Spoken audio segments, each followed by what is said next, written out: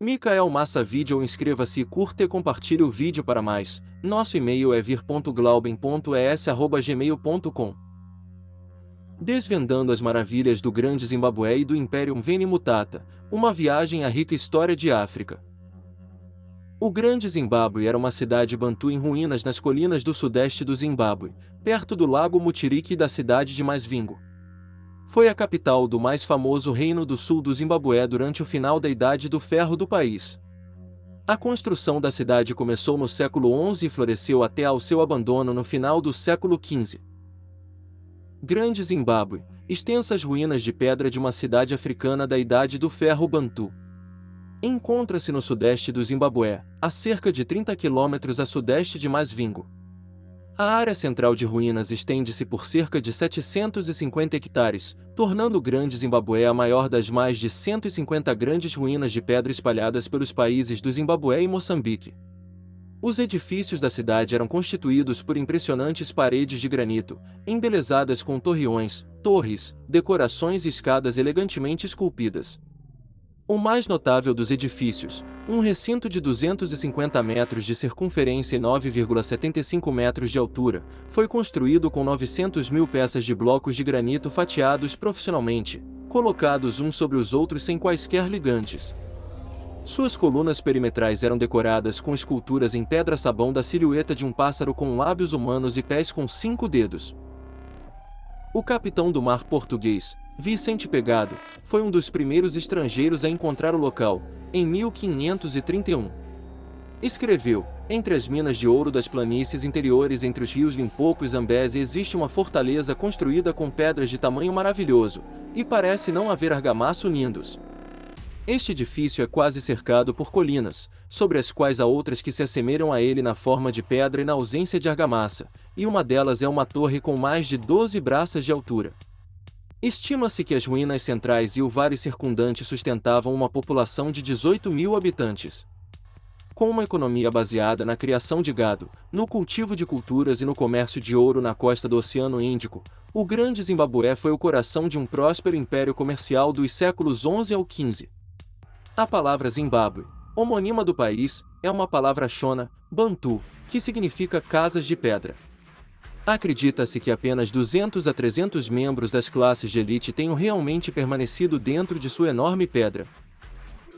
Edifícios, vigiados à noite por guardas nas muralhas, enquanto a maioria vivia a alguma distância.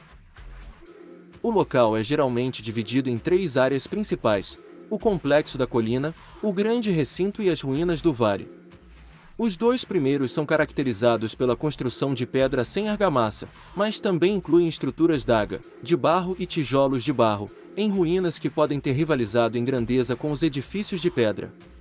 As ruínas do vale, localizadas entre o complexo da colina e o grande recinto, incluem um grande número de montes que são remanescentes de edifícios d'água.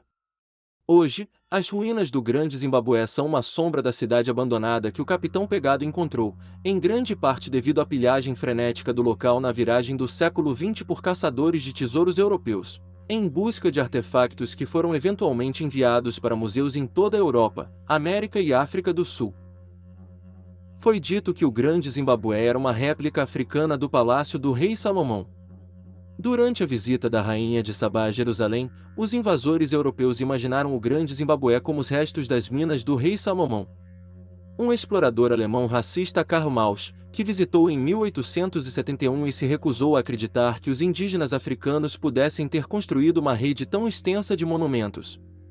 Sua ignorância e preconceitos o levaram a pensar que somente pessoas que se pareciam com ele poderiam ter construído aquela grande obra no meio do povo bantu, ignorando o fato de que ele foi o primeiro que pessoas que se pareciam com ele, caucasianos, não tinham histórico comprovável de existência na África antes do início da escravidão. Em 1905, porém, o arqueólogo britânico David Randall Massiver concluiu que as ruínas eram medievais e construídas por um ou mais povos bantus africanos locais. Suas descobertas foram confirmadas por outra arqueóloga britânica, Gertrude Catton Thompson, em 1929, e este continua sendo o consenso até hoje. No língua dos descendentes dos construtores, o povo Shona que hoje vive na região, Zimbabwe significa grandes casas de pedra ou casas veneradas. No início do século XVI, rumores de uma misteriosa fortaleza com muralhas gigantescas, abandonada na selva africana, espalharam-se pela Europa. Rodeada por minas de ouro e situada numa colina de 900 metros de altura, pensava-se que a cidade representava o cume de uma civilização africana única que tinha comércio com países asiáticos distantes, incluindo a China e a Pérsia. No século XVI, o reino de Mvene-Matapa foi invadido pelos portugueses, que se mudaram da costa leste a partir da década de 1530. Quando o reinante Mvene-Matapa tentou expulsá-los em 1629, eles o depuseram e forçaram o seu sucessor a conceder-lhes extensos privilégios comerciais e mineiros. No final do século XVII, o poder de Mvene-Matapa foi ofuscado pelo reino Rosvi, no sudoeste da Rodésia. Mais de 4.000 minas de ouro e 500 minas de cobre foram roubadas ao redor do local, e foi sugerido que durante 3 séculos, 40% do ouro total extraído do mundo veio da área, totalizando cerca de 600 toneladas de ouro. Milhares de colares feitos de lama de ouro foram descobertos entre as ruínas. Quando o Grande Zimbábue iniciou o seu declínio econômico e militar no final dos anos 1400, algumas das elites da cidade migraram 320 quilômetros para norte, para o rio Zambeze, e estabeleceram o breve estado Shona de Monomotapa, Mutapa. O estado surgiu por volta de 1500 sob Nyatsimba Mutota, o primeiro Mvene, rei, um príncipe guerreiro do reino do Grande Zimbábue que ganhou o controle da região produtora de ouro circundante de grande parte do vale do rio Zambeze. Mutota estabeleceu uma nova capital em Zongombe, perto do rio Zambeze.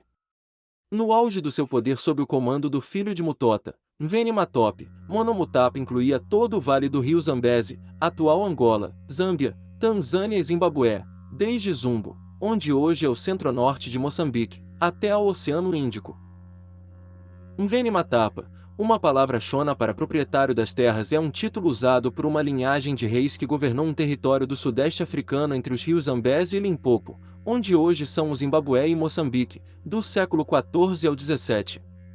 O seu domínio era frequentemente chamado de Império de Mvene-Mutapa, ou simplesmente Mutapa, e está associado ao sítio histórico conhecido como Zimbábue, localizado na parte sudeste do Zimbábue moderno.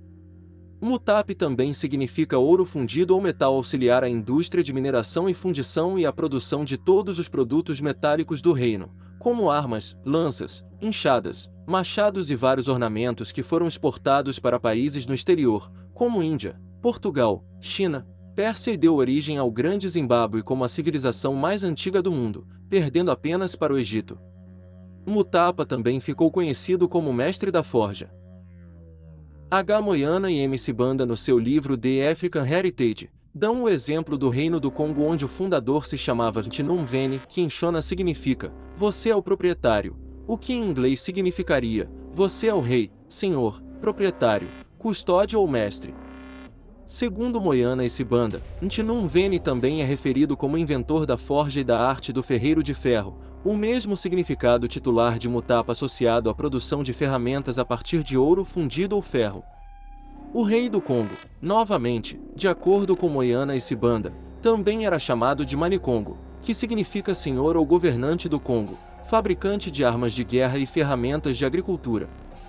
Mani é derivado de Mvene, que significa proprietário, tanto em Shona como em Kikongo.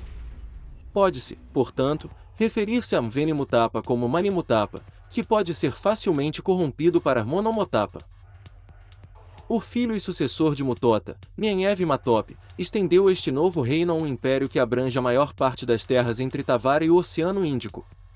Este império conseguiu unir vários povos diferentes na África Austral, construindo exércitos fortes e bem treinados e encorajando os estados a aderirem voluntariamente, oferecendo adesão ao Grande Conselho do Império a qualquer um que se juntasse sem resistência.